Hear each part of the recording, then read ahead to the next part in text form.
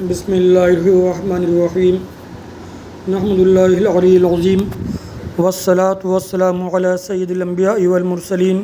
وعلی آلہ واصحابہ اجمعین اما بعد فاعوذ باللہ من الشیطان الرجیم بسم اللہ الرحمن الرحیم فاذکرونی اذکرکم واشکروا لی ولا تکفرون یا ایہا الذین آمنوا استعینوا بالصبر والصلاة ان اللہ مع الصابرین ولا تقولوا لمن يقتل في سبيل الله اموات بل احیاء ولکن لا تشعرون ولنبلونکم بشیء من الخوف والجوع ونقص من الاموال والانفس والثمرات وبشر الصابرین الذین اذا اصابتهم مصیبہ قالوا انا للہ وانا الیہ راجعون اولئک علیہم صلوات من ربہم رحمہ واولئک هم المہتدون۔ مکرم جناب، السلام علیکم ورحمۃ اللہ وبرکاتہ۔ جیسا کہ آپ سب کو معلوم ہے، آج عاشر محرم ہے، یعنی محرم الحرام کی 10 تاریخ۔ محرم الحرام کی 10 تاریخ اسلامی تاریخ میں ہمیشہ سے بے مثل رہی ہے۔ روایتوں میں آتا ہے کہ اسی دن اللہ تبارک و تعالی نے حضرت آدم علیہ السلام کی توبہ کو قبول فرمایا۔ اسی دن حضرت ابراہیم علیہ السلام کو نمرود کی آگ سے نجات ملی۔ اسی دن حضرت یونس علیہ السلام مچھلی کے شکم سے باہر آئے۔ اسی دن حضرت موسیٰ کلیم اللہ علیہ نبینا علیہ السلام کو فرعون سے نجات ملی، اور نہ جانے کتنے متعدد تاریخی واقعات ہیں جو اس 10 محرم الحرام کو رونما ہوئے، اور انہی سلاسل میں سب سے اہم جو ہم کہہ سکتے ہیں ہماری امت میں، وہ نواسِ رسول حضرت امام علی مقام حضرت حسین علیہ السلام اور ان کے تمام جانثاروں کی شہادت 10 محرم الحرام کو ہوئی۔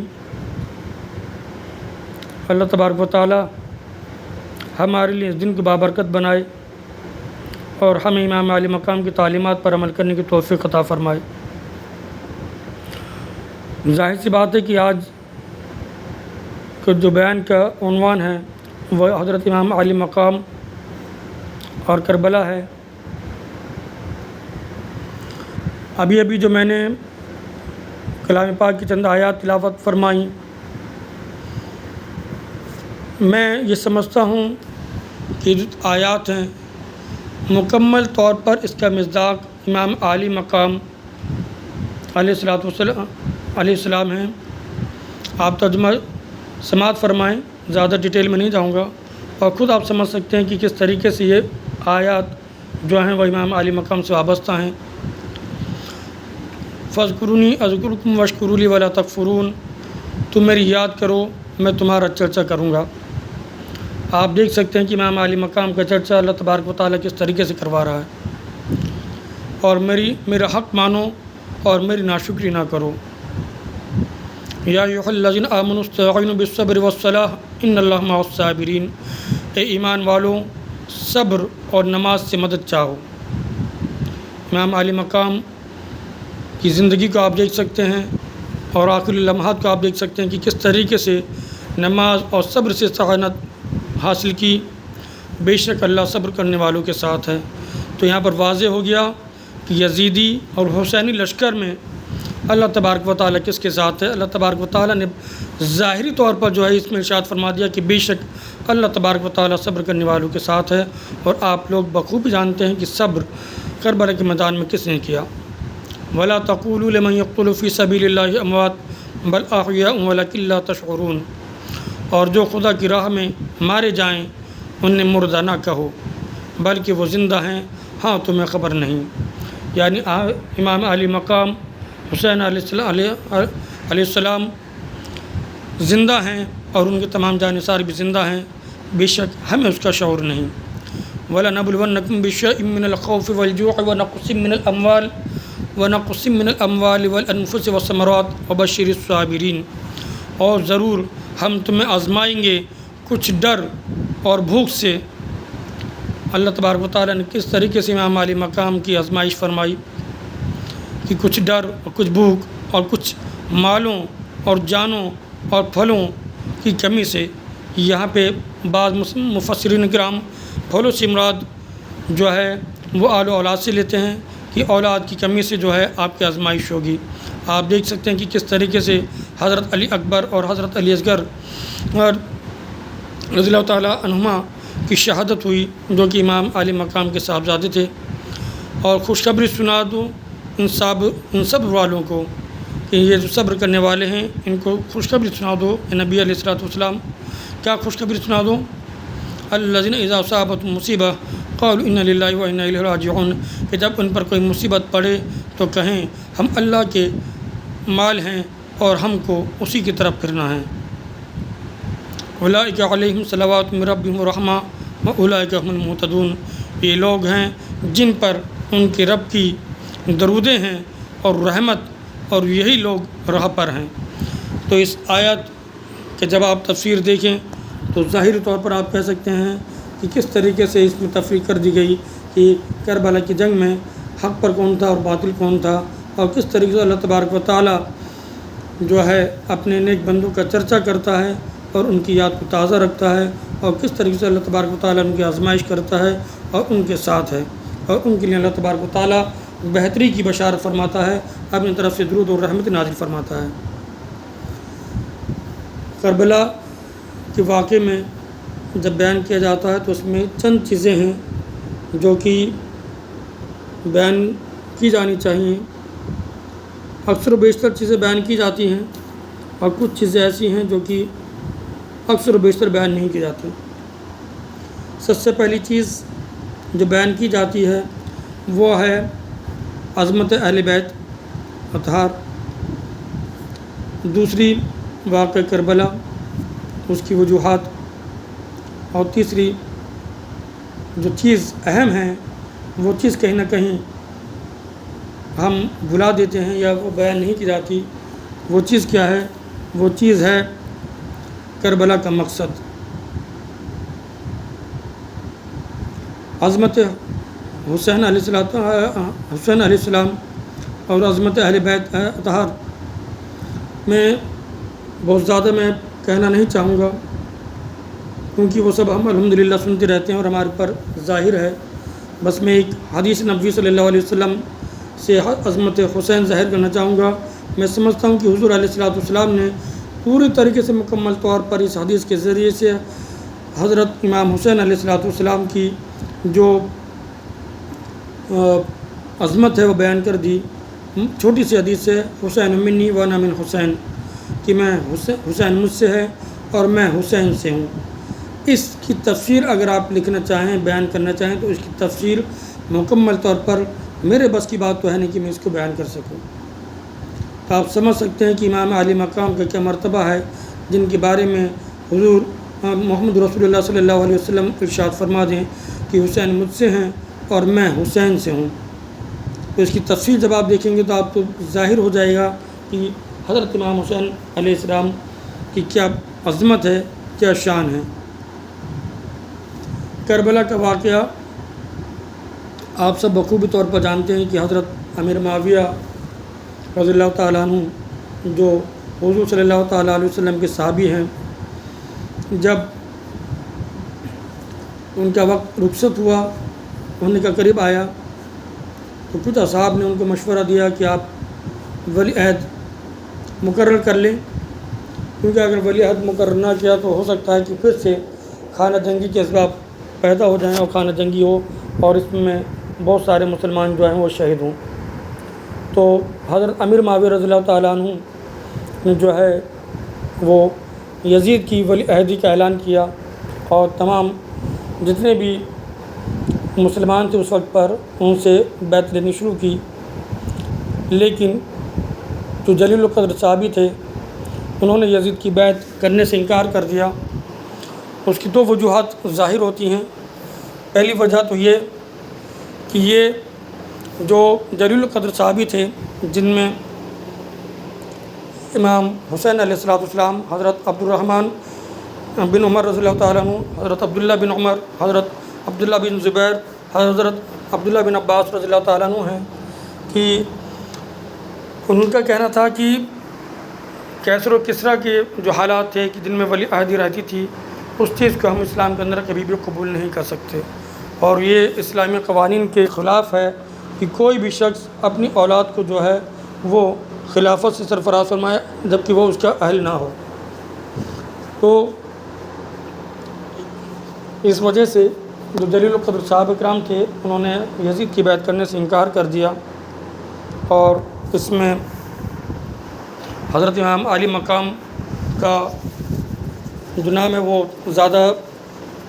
واضح ہے کہ انہوں نے صاف طور پر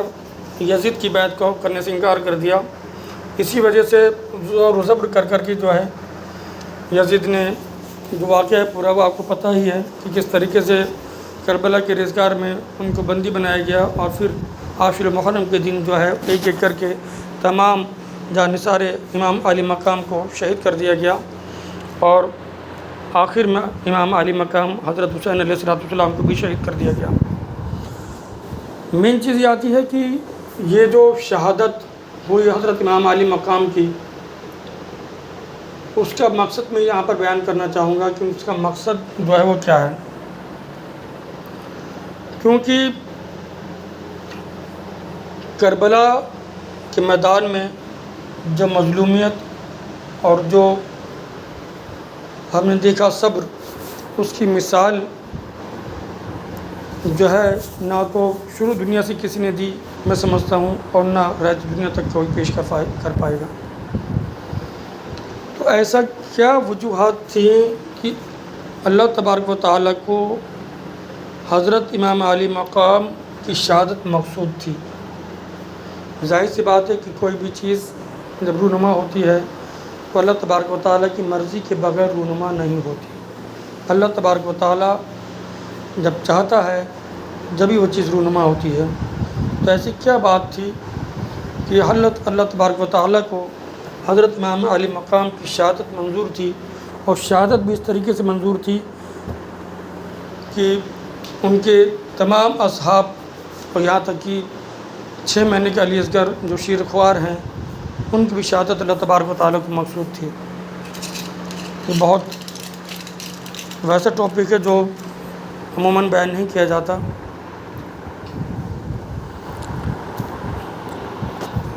کیا آپ کیا سمجھتے ہیں کہ جب حضرت امام عالی مقام کے غلاموں کا یہ عالم ہے کہ اگر وہ دعا کے لیے ہاتھ اٹھا دیں تو اللہ تبارک و تعالیٰ بارش نازل فرما دیں؟ ان کے اولاد میں ایسی اولاد ہیں کہ جو اگر انا ساگر کو حکم دیتے ہیں اپنے غلام کے ذریعے سے پیغام بھجوا دیں کہ پیالے کے اندر آ جائے، تو انا ساگر جو ہے وہ پیالے کے اندر سما جائے۔ جب حضرت ابراہیم علیہ السلام کی لگتی جگر حضرت اسماعیل علیہ السلام کے ایڑیوں کی رگڑ سے چشمہ جاری ہو سکتا ہے، تو کیا حضرت علی اصغر کی ایڑیوں سے چشمہ جاری نہیں ہو سکتا تھا؟ جب خواجہ غریب نواز رحمۃ اللہ تعالیٰ علیہ کے حکم پر انا ساگر ایک کوزے میں کمل سما سکتا ہے، تو کیا حضرت عباس علمدار کے حکم پر دریا فرات جو ہے وہ مشکیزے میں نہیں سما سکتا تھا؟ کیا حضرت امام عالی مقام اگر دعا کے لیے ہاتھ اٹھا دیتے تو کیا بارش نازل نہیں ہو سکتی تھی؟ اس حیدر قرار کا لگتی جگر، وہ حیدر قرار جو کہ خیبر کے دروازے کو ایک ہاتھ سے اٹھا کر کے اتنی دور پھینک دے کہ جس کو 40 صحابہ کرام بھی بمشکل اٹھا پائیں، کیا وہ ان یزیدیوں کا مقابلہ اس طرح اتنی آسانی سے نہیں کر سکتا تھا؟ لیکن پھر بھی اللہ تبارک و تعالیٰ اس سب کرنے پر قادر تھا اور کر سکتا تھا، لیکن پھر بھی اللہ تبارک و تعالیٰ کے امام عالی مقام علیہ السلام کی شہادت منظور تھی۔ اب یہاں پر جو میں نقطہ بیان کرنا چاہوں گا آپ کو، اس جو حدیث میں نے بیان فرمائی تھی حسین منی وانا من حسین، اس کی کچھ تشریح آپ کو یہاں پر پتہ چلے گی کہ یہ جو شہادت تھی حضرت امام عالی مقام، اور اس کے ساتھ ساتھ میں کہوں گا امام حسن علیہ السلام کی جو شہادت تھی، وہ دونوں شہادات جو ہیں وہ کس طریقے سے حضور علیہ الصلوۃ والسلام سے وابستہ ہیں۔ اللہ تبارک و تعالیٰ نے حضور علیہ الصلوۃ والسلام سے وعدہ لے لیا تھا کہ کسی بھی شخص کی ضرر سے کوئی بھی شخص آپ کو جو ہے وہ اس قدر نقصان نہیں پہنچا سکتا کہ آپ کو جو ہے وہ موت واقع ہو۔ لیکن وہیں پر اب کچھ لوگ اعتراض اٹھاتے ہیں کہ حضور علیہ الصلوۃ والسلام جو ہیں وہ شہید نہیں ہیں، تو اس کے بارے میں بتاؤں گا کہ شہادت دو طریقے کی ہوتی ہے، ایک شہادت سری ہوتی ہے اور ایک شہادت جوہری ہوتی ہے۔ جو سری شہادت ہوتی ہے وہ یہ ہے کہ کسی شخص کو زہر دیا جائے اور زہر کے اثر سے وہ شخص جو ہے اس دنیا سے انتقال فرمائے، وہ شہادت سری ہے۔ اور شہادت جوہری وہ شہادت ہے کہ وہ شہادت جس میں کوئی زخم لگے، چاہے میدان کاذار میں ہو یا کہیں پر ہو، کوئی زخم اس کو دیا جائے کفار کے ذریعے سے یا پھر منافقین کے ذریعے سے، اور پھر جو ہے وہ اس زخم کی وجہ سے تاب نہ لاتے ہوئے جو ہے وہ شہادت کے مقام کو پہنچے۔ تو حضور علیہ الصلوۃ والسلام سے اللہ تبارک و تعالیٰ نے وعدہ لے لیا تھا، تو ظاہر سی بات ہے کہ ان کو کسی شخص کے ذریعے سے جو ہے وہ اس قدر ضرر نہیں پہنچا سکتا تھا کہ ان کی موت واقع ہو یا وہ اس دنیا سے پردہ فرما جائیں۔ تو لیکن شہادت کے جو اسباب ہیں جوہری اور سری، دونوں شہادت کے اسباب جو ہیں وہ حضور علیہ الصلوۃ والسلام کی زندگی میں جو ہے وہ ظاہر ہوئے۔ جب جنگ احد ہوئی تو حضور علیہ الصلوۃ والسلام کے دندان مبارک شہید ہوئے۔ وہ شہادت جوہری کے اسباب میں سے ہے کہ کسی چیز سے ضرب لگنا، تو پہلی شہادت کا اسباب پیدا ہوا۔ دوسرا خیبر کے جب واقعہ ہوا تو خیبر کے واقعے میں یہودی عورت نے ان کو زہر دیا، اور وہ زہر کے بارے میں حضور علیہ الصلوۃ والسلام ارشاد فرماتے ہیں کہ اس کا جو اثر ہے اس زہر کا، وہ میں جو اکثر محسوس کرتا ہوں۔ تو شہادت جوہری کا بھی اسباب ملتا ہے اور شہادت سری کا بھی اسباب جو ہیں وہ ملتے ہیں۔ لیکن جب اللہ تبارک و تعالیٰ نے وعدہ لے لیا تھا کہ آپ اس طریقے سے دنیا سے پردہ نہیں فرما سکتے کہ کوئی شخص آپ کو ضرر پہنچائے، اسباب تھے لیکن جو ہے اس کی وجہ سے پردہ نہیں فرما سکتے تھے۔ لیکن اب جس طریقے سے اب یہاں پر نقطہ بیان کروں گا میں کہ جس طریقے سے کسی شخص کسی درخت کے بارے میں بہتر ہونے کا اگر ہم خیال کریں تو کس طریقے سے کریں گے؟ ظاہر سی بات ہے کہ کوئی بڑا درخت ہے، شجر ہے، اس کے بہتر ہونے کی علامت یہ ہوگی کہ اس کے جو پھل ہیں وہ عمدہ ترین ہوں گے۔ اس کے پھلوں کو دیکھ کر ہی ہم اندازہ لگا سکتے ہیں کہ یہ جو پھل ہے، یہ جو شجر ہے، یہ جو درخت ہے، یہ عمدہ قسم کا ہے۔ اگر شجر بڑا ہے، گھنا ہے، چھایہ دار ہے، لیکن اس کے پھل جو ہیں وہ بہتر اور مناسب نہیں ہیں، تو ظاہر سی بات ہے کہ ہم یہ کہیں گے کہ پیڑ تو چھایہ دار ہے لیکن اس کے پھل زیادہ اچھے نہیں ہیں، تو پیڑ کوئی زیادہ خاص نہیں ہے۔ تو یہاں پر حضور علیہ الصلوۃ والسلام ایک شجر کی مانند ہیں، اور ان کے جو دو پھل ہیں وہ حضرت امام حسن علیہ السلام اور حضرت امام حسین علیہ الصلوۃ والسلام ہیں۔ حضرت حضور صلی اللہ علیہ وسلم کی جوہری جو شہادت ہے وہ ظاہر ہوتی ہے حضرت امام علی مقام حضرت امام حسین علیہ الصلوۃ والسلام کے ذریعے سے، اور جو سری شہادت ہے وہ ظاہر ہوتی ہے حضرت امام حسن علیہ الصلوۃ والسلام کے ذریعے سے۔ تو یہاں پہ اللہ تبارک و تعالیٰ کو ظاہر کرنا یہ تھا کہ یہ جو دو پھل ہیں حضرت امام حسن حضرت امام حسین علیہ الصلوۃ والسلام، یہ دونوں پھل حضور صلی اللہ تعالیٰ علیہ وسلم کے پھل ہیں، اور اس کے ذریعے سے اللہ تبارک و تعالیٰ نے حضور علیہ الصلوۃ والسلام کی جو عظمت ہے اس کو بیان فرمایا، اس کو ظاہر فرمایا۔ اب میں سمجھتا ہوں کہ آپ سمجھ سکتے ہیں کہ جب نانا بے مثال، جب درخت بے مثال، تو اس کا جو پھل ہوگا وہ بھی بے مثال ہوگا۔ تو حضرت امام علی مقام نے ایسی مثال پیدا ظاہر کی، ایسی مثال ظاہر کی کہ رہتی دنیا تک اس کی مثال جو ہے وہ کوئی پیش کر ہی نہیں سکتا۔ کوئی کتنا بڑا مجاہد آ جائے، ظاہر سی بات ہے کہ ہم اپنا سب کچھ نچھاور کرنے کے لیے تیار ہیں، لیکن جب بات آ جاتی ہے ننھے علی اصغر کی، چھوٹے چھوٹے شیر خوار بچوں کی، تو ظاہر سی بات ہے کہ کہیں نہ کہیں جو ہے وہ ایک عام انسان کا دل جو ہے وہ بہک سکتا ہے، اور ممکن ہے کہ وہ اس چیز کے لیے تیار نہ ہو کہ جو ہے اسلام کی خاطر اپنے ننھے بچوں کو بھی قربان کرنے کے لیے تیار ہو جائے۔ لیکن امام عالی مقام کے اوپر قربان جائیے کہ حضور علیہ السلام کی اپنے نانا کی امت کو بچانے کے لیے انہوں نے نہ صرف اپنے جان نثاروں کو قربان کیا، بلکہ یہاں تک کہ حضرت امام علی اصغر تک کی جو ہے وہ شہادت کو قبول فرمایا۔ اور یہی نہیں کہ شہادت کو جو ہے پسند فرمایا، بلکہ یہاں تک یہ سمجھے گا کہ جب تمام جانثار کربلا شہید ہو گئے، امام جانثار حسین علیہ السلام شہید ہو گئے، اس کے باوجود بھی جو ہے تمام یزیدی لشکر کو مخاطب کر کے فرماتے ہیں کہ میں تمہیں اب بھی موقع دیتا ہوں کہ آپ سب لوگ جو ہیں وہ توبہ کر لیں اور واپس جو ہیں اپنی جو تم نے کیا ہے اس سب کی توبہ کر لیں، میں تمہاری شفاعت فرما دوں گا آخرت کے دن، تمہاری جتنی غلطیاں ہیں ان سب غلطیوں کو معاف فرما دیا جائے گا، ان سب غلطیوں کو معاف کر دوں گا، تم اب بھی باز آ جاؤ اور میرے قتل کو جو ہے اپنے اوپر مسلط مت کرو۔ یعنی یہاں پر انہوں نے پوری طریقے سے حجت تمام کر دی۔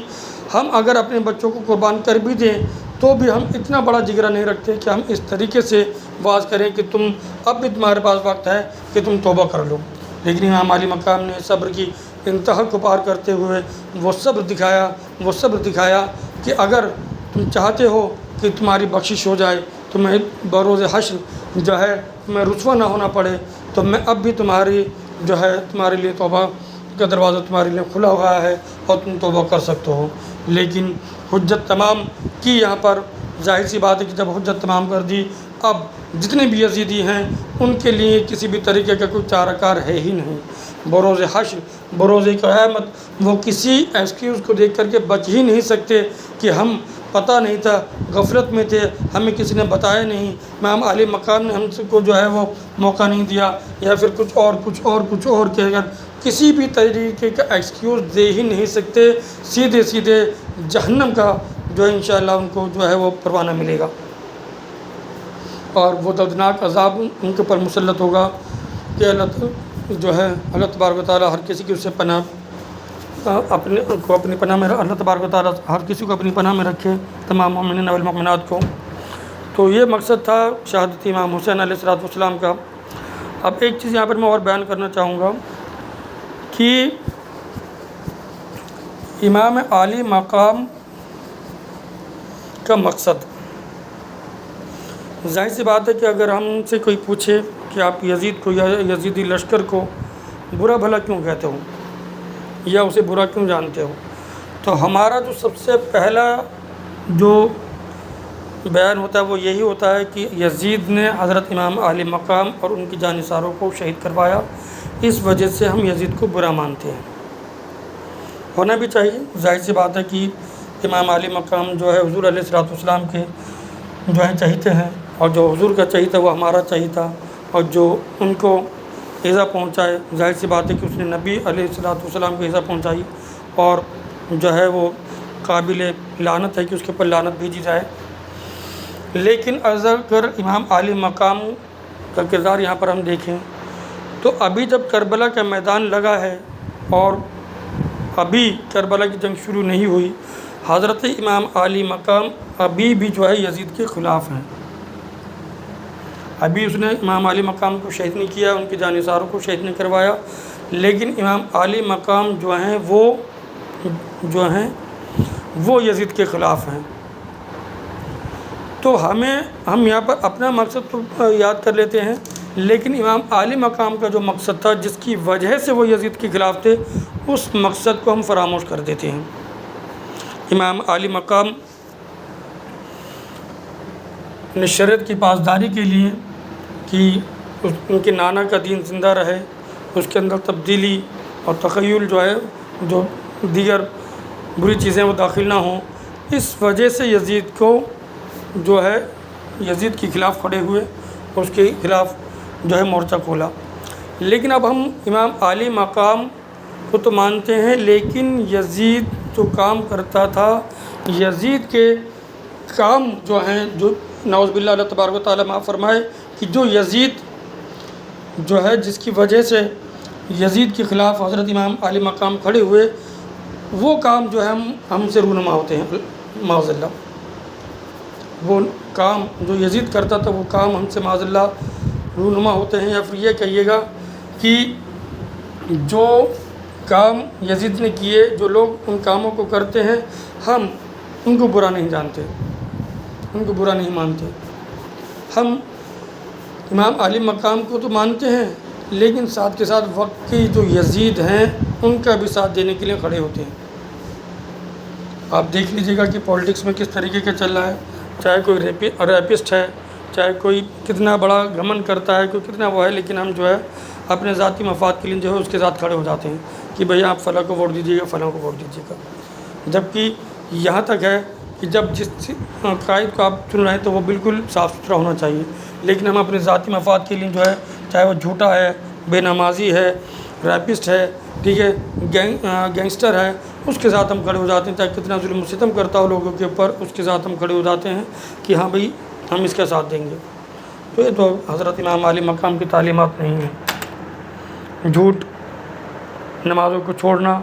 قرآن کی تعلیمات پر عمل نہ کرنا، بدنگاہی کا گناہ کرنا، دوسری دیگر جو چیزیں ہیں ان کو گناہ ہیں، ان کو جو ہے سر انجام دینا، جو چیزیں یزید کے اندر کامن تھیں ان چیزوں کو اپنانا، تو پھر یہ تو جو ہے کسی بھی طریقے سے انصاف نہیں ہوا کہ ہم یہاں تو ادھر تو امام عالی مقام کو مانتے ہیں اور ان کو شہید کرنے کی وجہ سے یزید کو برا بھلا کہتے ہیں، لیکن جس وجہ سے امام عالی مقام یزید کے خلاف کھڑے ہوئے ان چیزوں کو ہی فراموش کر دیتے ہیں۔ تو امام عالی مقام کا جو مقصد ہے، اس مقصد کے تحت کام کرتے ہوئے آپ وقت کی یزیدوں کے خلاف کھڑے ہوں۔ جھکتا ہی نہیں سر کسی ظالم کے سامنے، ہمت ہی ایسی دے گیا سجدہ حسین کا، شعر تو کہتے ہیں لیکن شعر کے اوپر عمل نہیں کرتے۔ تو وقت کی یزیدوں کے خلاف کھڑے ہوں، جو بھی غلط بات ہو، چاہے کوئی بھی ہو کہنے والا، چاہے اس کے ساتھ کتنا بڑا لاؤ لشکر ہو، کتنا بڑا آدمی ہو، اگر وہ غلط بات کہہ رہا ہے تو غلط بات کہہ رہا ہے تو غلط ہے، بس اتنا جگرا اور اتنا ایمان آپ کا پختہ ہونا چاہیے کہ آپ غلط کو غلط اور صحیح کو صحیح کہہ سکیں۔ کہ بھیڑ کے ساتھ چلتے ہوئے پتہ چلا بھیڑ غلط کو صحیح کہہ رہی تو آپ بھی غلط کو صحیح کہہ رہے ہیں، بھیڑ صحیح کو غلط کہہ رہے تو آپ بھی صحیح کو غلط کہہ رہے ہیں۔ اتنا جگر آپ کے اندر ہونا چاہیے، اتنا ایمان پختہ ہونا چاہیے کہ آپ ہزار لوگوں میں، لاکھوں لوگوں میں کھڑے ہو کر کے کہہ سکیں کہ آپ اگر وہ غلط ہیں تو آپ کہہ سکو کہ آپ غلط ہوں، آپ کہہ سکو کہ اگر وہ صحیح ہے، کسی صحیح کو اگر وہ غلط کہہ رہے ہیں تو آپ کہہ سکتے ہو کہ نہیں وہ غلط نہیں صحیح ہے۔ تو امام عالی مقام کی تعلیمات یہی ہیں کہ 22,000 کا لشکر ادھر 72 ہیں اور پھر بھی کہہ رہے ہیں کہ جو حق ہے حق کے اوپر قائم ہے۔ تو مین چیز یہ ہے کہ اس کے اوپر عمل کریں۔ اللہ تبارک و تعالیٰ میں کہنے سننے سے زیادہ عمل کرنے کی توفیق عطا فرمائے۔ دور حیات آئے گا قاتل قضا کے بعد، ہے ابتدا ہماری تیری انتہا کے بعد، قتل حسین اصل میں مرگ یزید ہے، اسلام زندہ ہوتا ہے ہر کربلا کے بعد۔ آج پھر حق لیے جاں فدا کرے کوئی، وفا بھی جھوم اٹھے یوں وفا کرے کوئی، نماز 1400 سال سے انتظار میں ہے کہ حسین کی طرح مجھ کو ادا کرے کوئی۔ غرور ٹوٹ گیا کوئی مرتبہ نہ ملا، ستم کے بعد بھی حاصل جفا نہ ملا، سر حسین ملا ہے یزید کو لیکن شکست یہ ہے کہ پھر بھی جھکا ہوا نہ ملا۔ تو حضرت امام عالی مقام کی تعلیمات پر عمل کرتے ہوئے ان چیز کا دھیان رکھیں کہ نماز کی پابندی رکھیں، نماز کی پابندی کے ساتھ ساتھ حق کی پابندی رکھیں، حرام و حلال کی تمیز رکھیں، کیا حرام ہے کیا حلال ہے، اس چیز پہ جو ہے کارآمد رہیں کہ حرام کو حرام اور حلال کو حلال سمجھیں۔ بہتر طریقے سے اپنی زندگی کو گزارنے کی کوشش کریں، امام عالی مقام کی تعلیمات پر عمل کریں،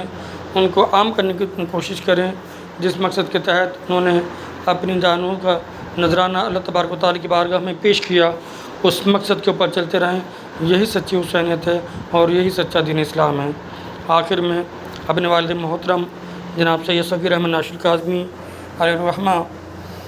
کا ایک کلام فخر شہادت سیدنا امام حسین علیہ السلام پیش کرتا ہوں۔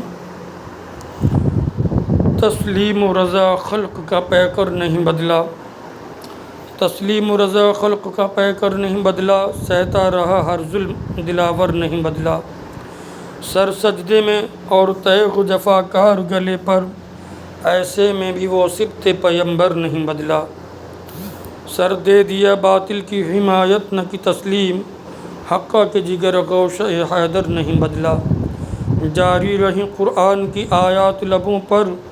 نیزے پہ بھی اسلام کا رہبر نہیں بدلا۔ اور خاص توجہ چاہوں گا،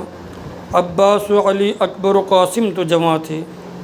عباس و علی اکبر و قاسم تو جواں تھے،